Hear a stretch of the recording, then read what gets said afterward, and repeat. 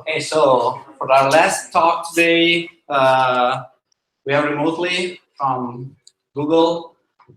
Stephen Fluin, someone who I don't really need to present actually. He's the developer advocate, works at Google for Angular, obviously, and he will talk about what's new in Angular today, closing our keynote. Thanks, Stephen, for making you available. Thank you very much. Yes, thank you so much for having me. So everyone can hear me now. Awesome. Well, thank you so much for inviting me, and thank you so much for having me to help close out this event. I've heard some very, very good things about all the things that you're covering in terms of content and community. And so I really just want to kind of share a little bit about the latest version, which I'm sure a few of you know a lot about, but I just want to make sure everyone's on the same page. And then I'll end off talking a little bit about the future. So before I get into things, I want to introduce myself. So my name is Stephen Fluin, and I lead developer relations for the Angular team here at Google. And I have a really fun job because my two jobs basically are to help developers and organizations be successful with Angular. And then second, it's to understand what it's like to be sitting on the other side of the screen, right? Sitting in the room with you, working at my job all day, trying to deal with this wide, crazy, wacky world of technology.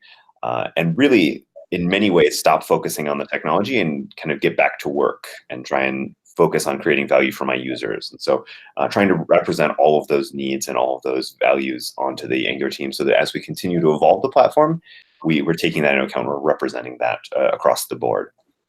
So today, I just want to share a few brief things about Angular's perspective, kind of how we see the world, because I think the better you understand how we see the world, the better you can understand what we're doing and kind of why we're doing it. Then I'm going to go into some of the features and capabilities of version 8, and we'll actually do some live coding. And then we will talk briefly about the future of Angular and kind of where we're headed.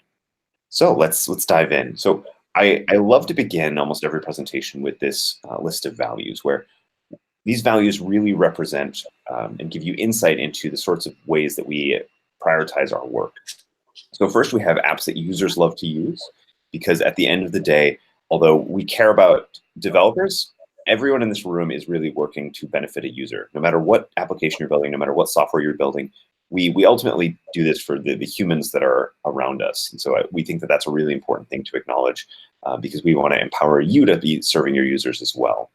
But at the same time, we definitely care about developer experience. So making it possible for you to be successful at your job, making it easy to take advantage of the superpowers that this JavaScript ecosystem offers us.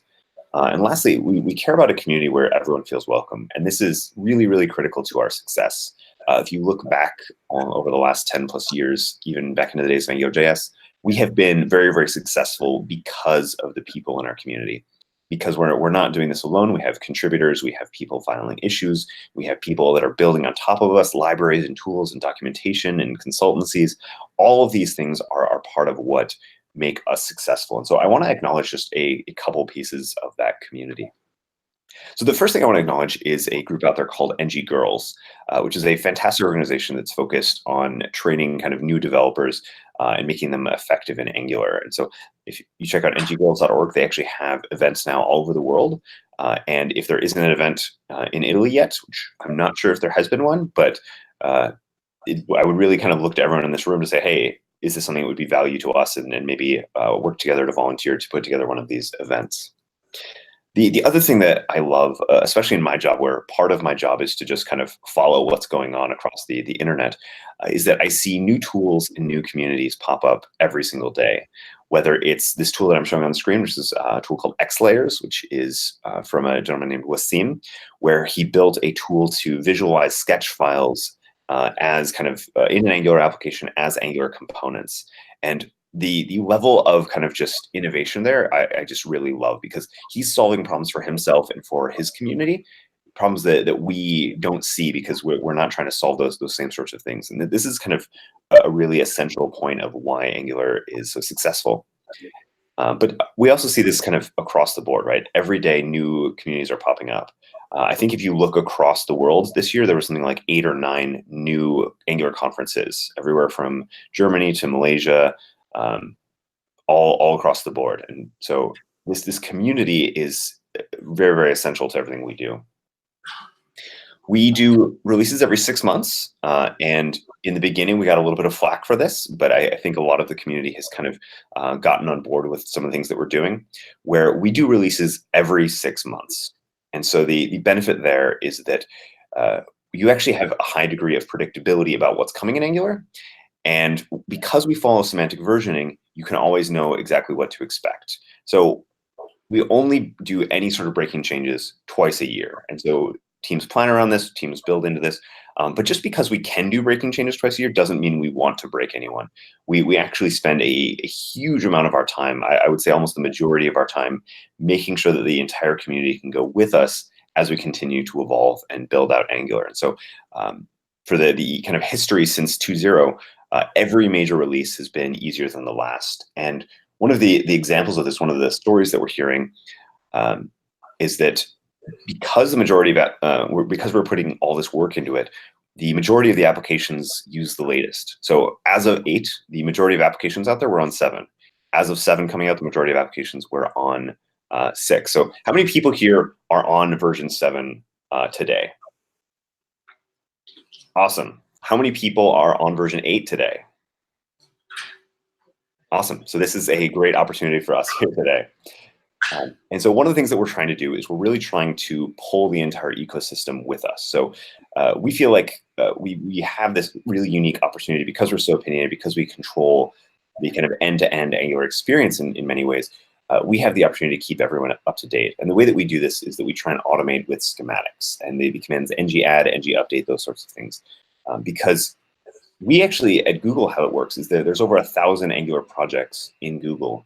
And because our team brought Angular into Google, we're actually responsible for keeping those applications up to date as we make breaking changes. So basically the rule is if we break someone else's tests, we have to go and fix it.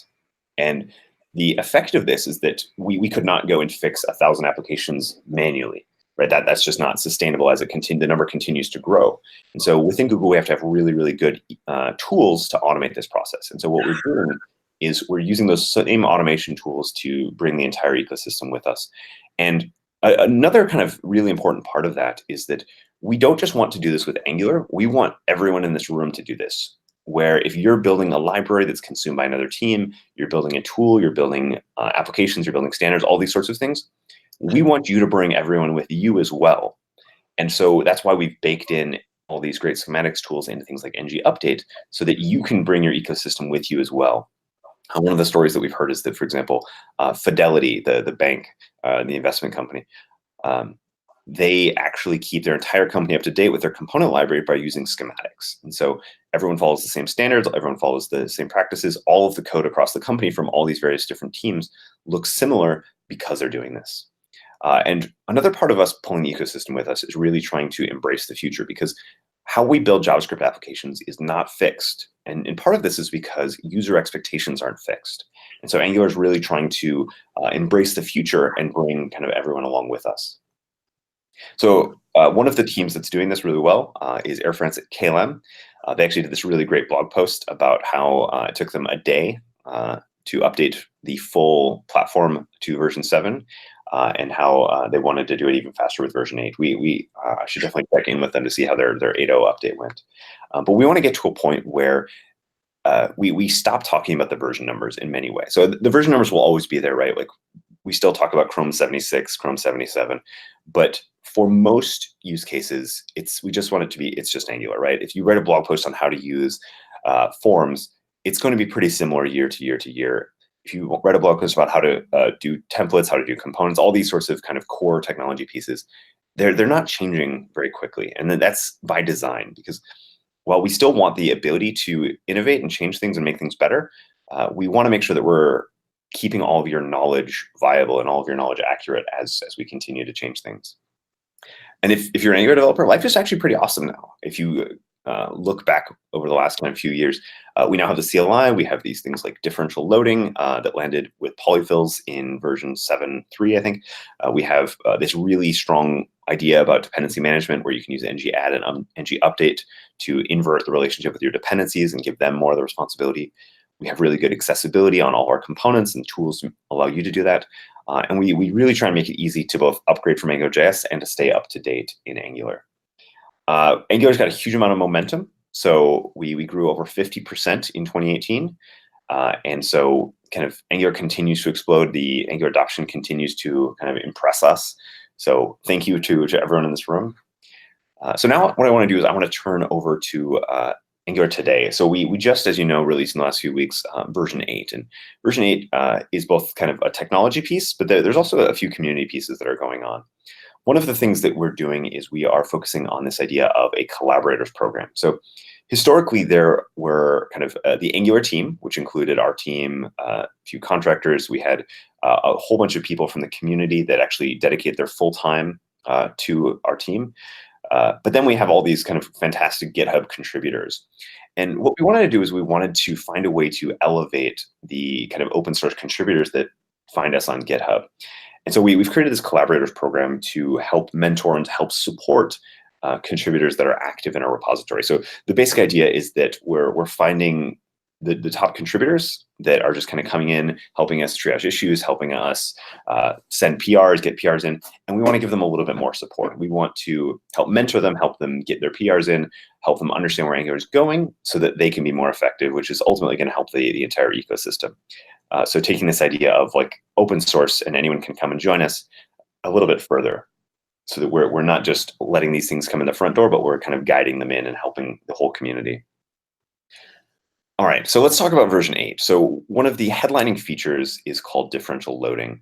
And this is actually a trick that's based on just kind of this emergent browser thing capability where if you put a module on a script and then a no module attribute on a script, we can actually load conditionally different JavaScript in the browser. And I'm going to actually give a demo of this in a little bit. But the magic here is that as of 7.3 in our CLI, we were doing this with polyfills. And now in version 8, we're actually doing this with all of the bundle. And the idea is we're going to do 2 builds. We'll do a build of modern JavaScript ES 2015, or possibly later if you so desire. And then we'll also do a legacy build of ES5. And so depending on the amount of modern JavaScript you use, you can actually save a huge amount of bundle size, and I'll come back to that. One of the other changes is that we've actually moved to a web standard route config. So how many people here have used lazy loading in Angular? Okay. If it's not every hand, it should be every hand, because we really, really recommend this for virtually all applications. But one of the things that a lot of folks didn't know is that how we did lazy loading previously in the router wasn't based on standards at all. So you had this load children string that we would actually resolve as part of our build. And so we had to write a bunch of custom Webpack code to do this. We had to write a bunch of custom TypeScript to do this. And what this meant was that if you fat-fingered a module, right, like you misspelled your module, there was no tooling support to help you know that that was a mistake in your editor. And so what we've done in version 8 is we've added and made the default that you should now be using these web standard dynamic imports. So instead of just pointing at a string, which has no type completion, has no knowledge of whether or not that's right or wrong, we now use imports. And whether you're using VS Code, whether you're using WebStorm, these tools know how to resolve these import paths. And so when you say about.module, it actually knows what that is, and it actually looks in that file, figures out the symbols that are available. And then in that promise resolution, the then there, we actually refer directly to the symbol in that file. And so we get this very, very nice type completion. And we actually were able to, or at least as soon as the deprecation period is over, we'll be able to remove all that custom build code and then just kind of support the ecosystem standard. And what will happen is, especially in the future, is these dynamic imports will actually open up a whole bunch of new avenues for developers. And so really good support using these industry tools is very important to us. All right, so now I'm going to dive into some live coding. So this is my son. He did the demo this morning, so I'm going to try and do it as good as he did. So what we're going to do is I want to jump into an Angular CLI project that was using version 7, and I want to update it to version 8. Then we're going to try and take a look at what differential loading does for our application. And then I want to show you what we're doing under the hood with schematics related to the route config. So let's go ahead and take a look at this application. So this is an application that I built that is very, very simple. So we have an app component with a couple links. You've got home and about.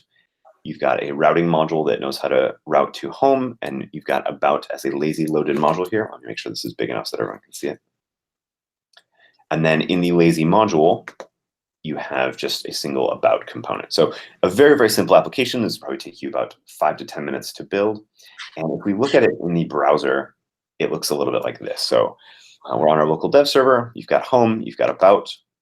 When you click, it switches the routes. And if you take a look at the network tab, when we actually hit the about route, it should load a separate chunk. So we're loading the about module. So all of that code is lazy loaded.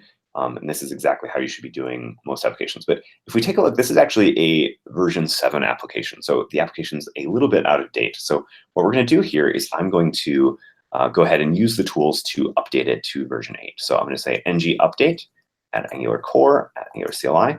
So these are the two packages we want to update. And what ng update does is it will go and look at all the peer dependencies that have changed between those two versions, and it will update them as well. So as you can see, we're updating Zone.js, we're updating RxJS, we're updating TypeScript. All those sorts of things are going to kind of come along with us automatically. The other thing it's doing is it's running schematics for any of the packages that get updated. And so when we update Angular core or Angular router, the Angular router actually knows how to go and update my application to take advantage of the latest and greatest. And same thing with core, same thing with material, all the different libraries. And we're seeing more and more libraries in the ecosystem actually do this. So as soon as our little npm yarn install finishes here, we should actually be able to take a look at all the changes. So it updated my TS-lint so that it knows how to target the modern browsers. It's updated our browsers list. It's updated our polyfills. So it's actually doing a whole bunch of work for me. And the idea that we want to get to is that this ng update command should basically do everything you need to get to the latest version.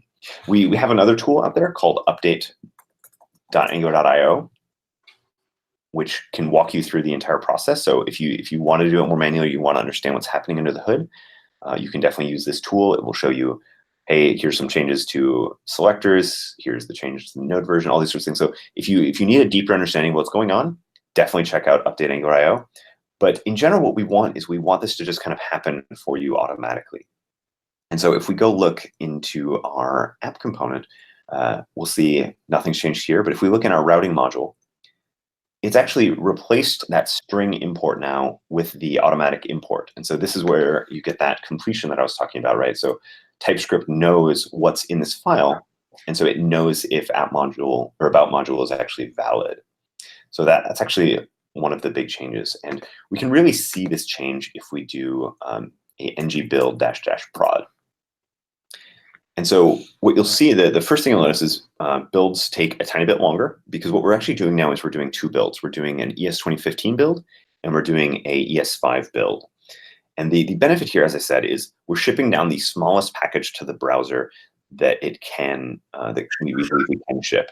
Because when you write all of this great JavaScript with decorators and classes and things like that, these are, especially the classes and the imports, those are all valid ES 2015. But older browsers don't know how to support those. And so one of the things you can do is you can actually take a look at the TypeScript playground.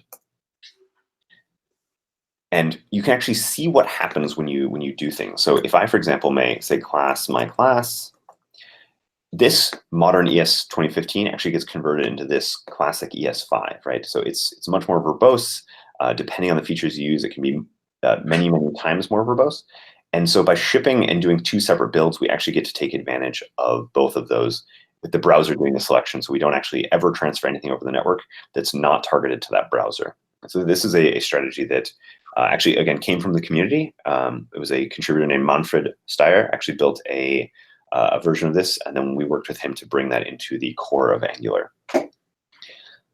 So while we wait for this, I'm going to show you one more thing here. So if you wanted to actually configure, so if you, for example, didn't like that differential loading, which I don't know why that would happen, but you can actually take a look at your TS config, and you can see here's how we target. And so if you just wanted to ship ES5 to everybody, because that's what was important for you, you can actually just switch this back to ES5, and we'll automatically, based on this target, build the right things for your application. So we can see here that it has actually finished the ES5 build, and you're going to get all these files that are, say, -ES5. And then as soon as the ES 2015 build finishes, we'll get the exact same thing with -ES 2015. And this applies to not only your polyfills, which was what we had in 7, but all of the rest of your application, and including Angular itself. All right, so We've taken a look at updating our project from 7 to 8. We basically just ran one command and everything happened for us. We showed off a little bit about differential loading, and then we went into standard space route config. So there's a whole bunch of other capabilities that landed in 8. Obviously, we are always trying to push the whole ecosystem forward. If you wanted to build and use web workers for any sort of kind of intensive processes that you wanted to offload from the main thread, we have web worker generation and bundling support. So you just do ng generate web worker. One of the things we've done is we've actually improved the story for teams that are using AngularJS. How many people here are still touching AngularJS code? Okay, yeah. So there's a few of you, and this is something that we're aware of, and we're continuing to try and improve the bridges between AngularJS and Angular. And so what we did is we actually made the $location service in AngularJS compatible with Angular. So if you're mixing these two things, they can actually share location and share control of the browser's URL bar and history instead of fighting over it. So that's a really good thing.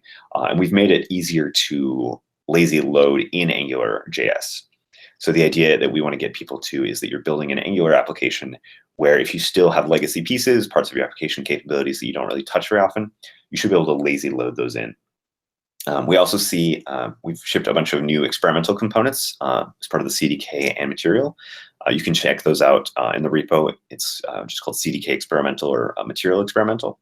One of the things that we're doing under the hood there is that we're actually working really closely with the material design team because they have a new implementation of these components that they're working on where they're kind of exposing the bare underlying JavaScript. And so we're looking at how do we ship kind of the same API that we have today with Angular Material, but taking advantage of their work on the JavaScript and the styling.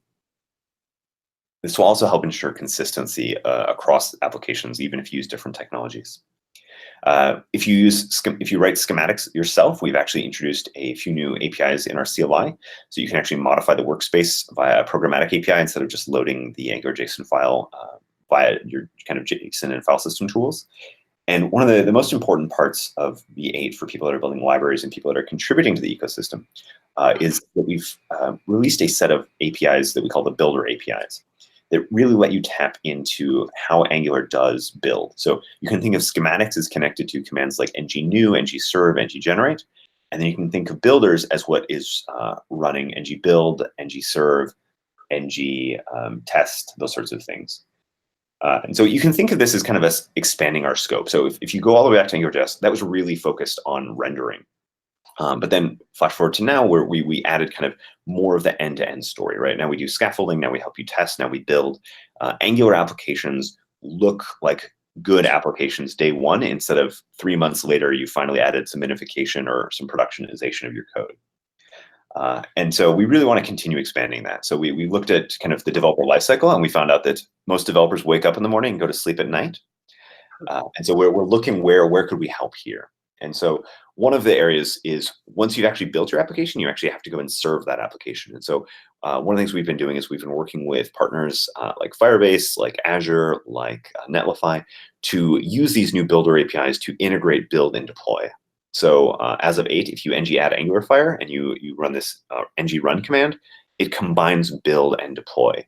And we're doing this in a way that tries to make it simpler for most developers, but also enables teams that want to do this themselves, right? You have some custom process that you have to do for your deployment script. We want you to be able to invoke that as part of an integrated build process so that you're always building and deploying the latest in the way that you want to. And so this is actually a really exciting part of builder APIs. How many people here have heard of Project Ivy? Okay, most people. So I'll try and keep this Ivy section a little bit short. So if you think about the Angular rendering pipeline that we have today, so in 7 and it's default in version 8, you actually have this Angular renderer. It's almost an interpreter where we have all these capabilities, pipes, dependency injection, et cetera, and it pulls in your code and it executes your code kind of line by line by line. And what we've done in Ivy is we've really changed our compiler and our renderer to flip this around. So instead of Angular invoking your code, it's going to be your code invoking Angular. So your code is what pulls in the pipes, dependency injection, all those sorts of features. And this has a whole bunch of benefits. We're focusing first on compatibility. So as of, I think it was last week, we announced the Ivy opt-in preview. What we're really trying to do is we're trying to make sure that everyone can switch over to Ivy without really changing much of anything in their application. And then what we want to do is we want to take advantage of all these great properties of it. So if you try out Ivy today, your generated code is going to be smaller. Angular is itself a little bit bigger, but you are able to start leaving out parts of Angular you don't use. So this is definitely going to be a journey as we approach getting it set by default for most folks. So we're going to go back to live coding here. And what I want to do is I want to just show everyone how to opt into the Ivy preview. So we're going to take our existing application. As you can see, we did our ES5 build and our ES25 build, and we actually saved something like 35 KB. So that was pretty good. So what we're going to do, let's go ahead and commit this. And now I'm going to do the ng update command again. But this time what I'm going to do is I'm going to say Angular core -next. And so if anyone's wanting to try out Ivy, you should always be on the next version, because it is not yet a stable API. It's going to continue changing. We continue improving it. And so --next will always get you to the kind of the right version of Ivy, so that you're not dealing with kind of older versions, or you're not seeing the latest and greatest. So once you're on the latest version here, it's actually relatively simple. What you do is you just go in your tsconfig, and we're going to add in a new key. And so this key is going to be Angular compiler options. And you're going to say enable Ivy true. And that's it. So I'm now opted into the Ivy preview. And what's going to happen now is when I do an ng build or an ng serve, we're actually going to go and do what we call a compatibility compilation. So we're going to take all of your libraries that you have. So if you're using Material, if you're using Kendo UI, any Angular library, we want those to keep working without actually having to have them ship the updated instruction set. And so we actually go through your node modules and we recompile and we translate the old metadata that was used by the runtime into the set of instructions that Ivy expects. So this can take a little bit. We save this, so the next time you don't actually have to do this process. And as you can see, because we're serving, it's doing the ES 2015 version. If you did a build of production because of differential loading, we'd actually do this for both the ES5 version and the ES 2015 version. And now we're just doing a traditional build. And what we should work, although this is a tech demo, so it's doomed to fail, is that my application just keeps working automatically, and now it's using Ivy, and we start to get some of those beneficial properties. All right, it looks like it is ready to go here. So you can see previously we were on version 7, and now when we refresh, about should still work, so we're still doing the lazy loading perfectly. My app continues to function, and we're on 8.1 next, and we're using Ivy. So that was a successful update. So hopefully it's just as easy for everyone else. And if it's not, definitely let us know, because this is really what we're focused on right now, is making sure that we can flip the switch for everyone in an upcoming version, probably version 5, but we don't make any guarantees about future. So it worked, and now what? This is kind of where I think everybody's going to be in 3 months. But what are the benefits you're going to get in the future? So obviously smaller generated code is something we have now. So all of the code that you write is smaller.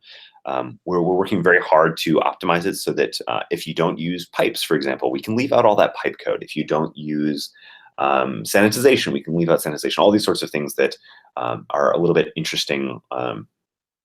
But even more than just leaving them out from tree shaking, one of our intentional design goals is that if you don't use all of Angular in your home route, let's not load it there, right? So what we found is that most Angular applications actually use all of Angular.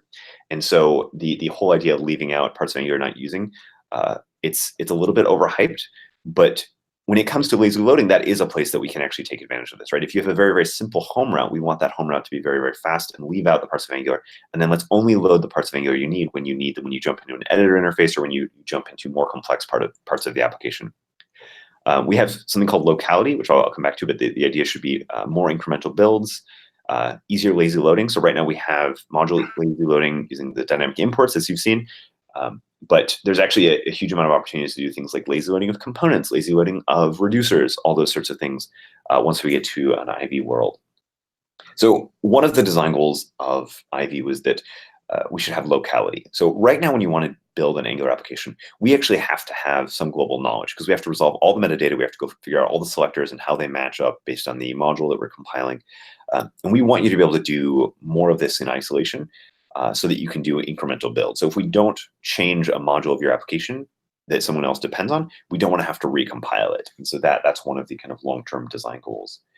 If anyone has had to do any of the underlying work of doing like dynamic loading that works in both just-in-time mode, JIT mode, and ahead-of-time mode, or AOT, you've heard of this thing called an ng factory. So what we actually do is we convert every, today in the view engine renderer, the renderer that's default today, we actually convert every component, every module into a component ng factory or a module ng factory. And so sometimes you refer to it by the type and sometimes you refer to it by the factory.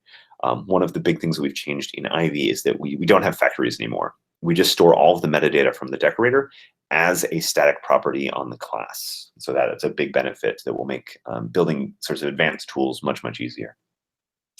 And our hope is that this will actually increase the surface area for contribution. Ivy in many ways simplifies the Angular code base, right? We have a compiler that's separate from an instruction set. These things are a little bit decoupled, with the hope that more people will both be able to contribute to Angular and to build on top of Angular, which is really, really essential to us. So what else does the future hold for us? So one of the things that we're continuing to kind of hold as one of our core missions is helping developers outside of Google build more like we do. And so Bazel is one of the ways that we do this. Bazel is the build system we use across Google to recompile everything from Angular applications to Angular itself, to Material, to Gmail, Cloud, all these sorts of giant applications that have tons and tons and tons of dependencies, all the way down to compiling all of our third-party code, like the Linux kernel or GCC, all those sorts of things. And so it's really designed for scale. We've been using it for over 10 years. But we're trying to make it work for the external world.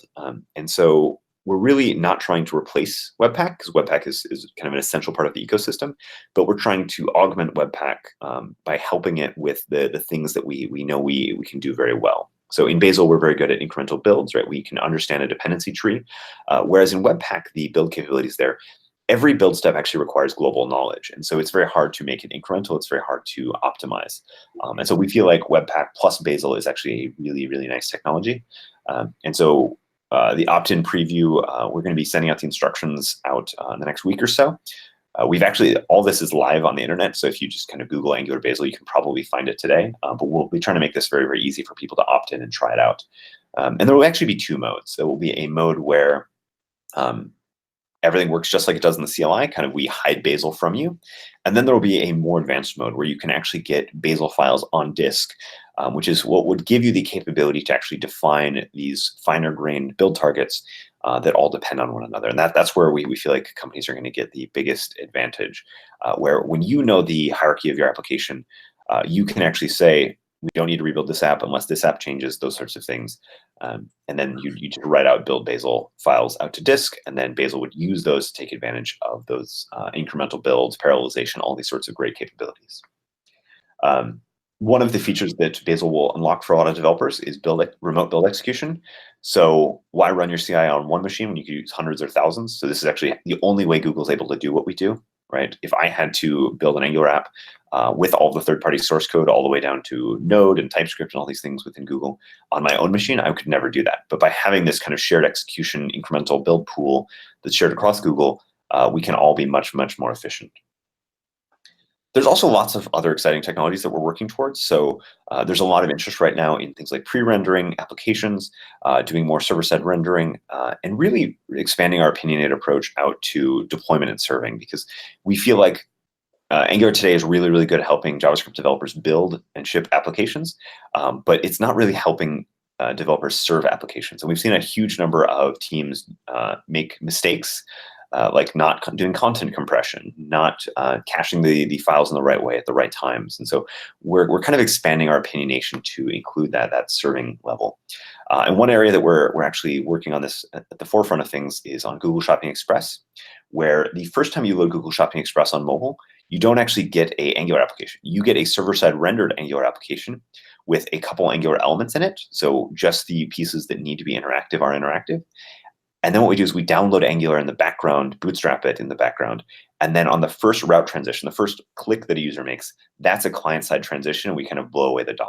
And this is an advanced strategy that we want to make possible for everybody, because it has a number of different benefits, right? It improves the time to interactive on the application. It improves things like SEO, and it eliminates some problems that people have with like double rendering of ads with server-side rendering. So we really want to kind of combine the best of the server-side rendered world and the single-page application world, where we want fast user experiences, but also we want those experiences to be rich and have the richness and capabilities that users expect, which is kind of what drove us all to writing JavaScript in the first place. So we're definitely experimenting with a lot more advanced things as well. So kind of we have a long-term vision here where we could do lazy loading that's triggered based on interactions, right? So we don't actually need the code for a button until you click on the button. Or we could at least use that heuristic of what user is interacting with to define a queue of things to load. We could care about things like component level hydration. We did a brief demo of this at Google I/O this year. And a lot of this is using Angular elements to handle the underlying bootstrapping and take advantage of what the browser offers. So we're really trying to kind of overall improve what it feels like to be a developer. We want more people love that Angular is so opinionated, that it's so batteries included. And so we feel like if we can dive into serving and performance out of the box, this makes using Angular feel even better as a developer. So we want to really move your applications, your companies forward, while taking advantage of the way that Google's been doing things for a long, long time in a really agile, effective way that really delivers great results for users. So really try and remember that we're moving towards this idea of an evergreen Angular, where we want people to stop using the version numbers, except when talking about new features, right? Because we're all doing this together, right? We're all staying up to date, and it's just Angular, right? Your skills just get more and more valuable every day. I'm writing this blog post, or I have been for a while, about Angular 2038, which is like 1 billion JavaScript years, as I know.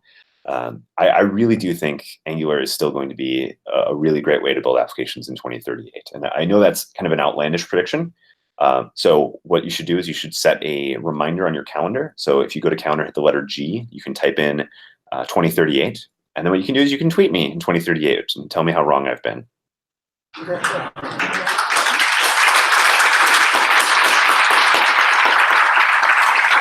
So the last thing I just want everyone to remember is Angular is really sitting at the nexus of trying to give everyone the stability that they expect and the innovation and the best of the innovation that's coming from the ecosystem, so that our applications just get better and better.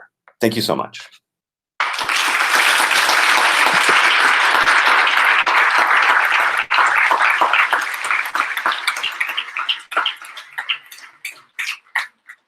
Can you take questions?